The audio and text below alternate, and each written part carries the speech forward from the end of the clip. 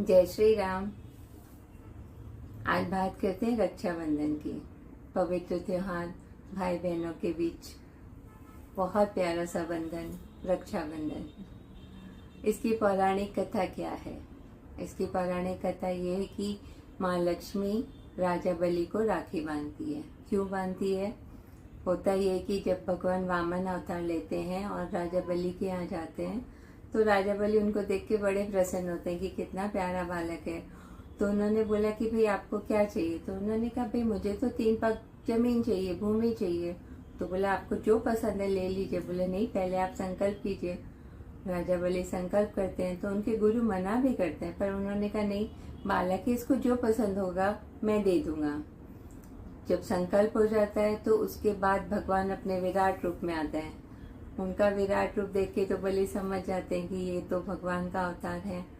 तो उन्होंने जो विराट रूप था उसने 2 पग में तो कई लोग नाप लिए, अब तीसरा पैर किधर रखे? तो राजा बलि कहते कि भाई मेरे पास तो अब कुछ नहीं है, मैं ही हूँ, तो आप मेरे सर पे अपना पैर रखिए।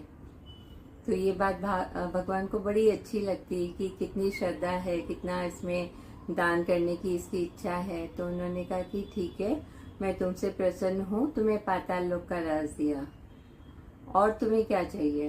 तो राजा बलि ने क्या मांगा उनसे? राजा बलि ने मांगा कि आप ही मेरे साथ पाताल लोक चलिए। भगवान तो वचनबद्ध हो गए, वो पाताल लोक चले जाते हैं। इधर माँ लक्ष्मी वैकुंठ धाम में अकेली।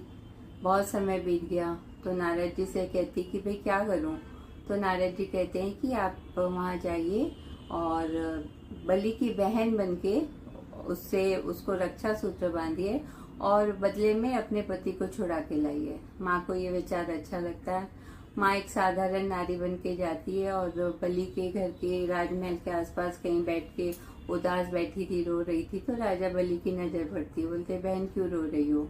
तो बोला आपने मुझे बहन कहा, लेकिन मेरे तो कोई भाई नहीं है। तो बोले कोई बात नहीं, आज से मैं तुम्हारा भाई हूँ। तो बोलती मैं आपको रक्षा सूत्र बांधना चाहती हूँ। तो बोले ठीक है। जब रक्षा सूत्र बांधा तभी पूछा कि भाई तुम्हें क्या चाहिए? तो राजा बलि को लगा कोई निर्धन औरत है तो उसे धन संपत्ति कुछ चाहिएगी। तो तब माँ अपने असली रूप में आती, माँ लक्ष्मी के रूप में, और कहती कि भाई मेरे पति आपके यहाँ हैं, उन्हें आप छोड़ दीजिए। तो राजा बलि ने कहा कि ठीक है माँ, आप लेके जाइए।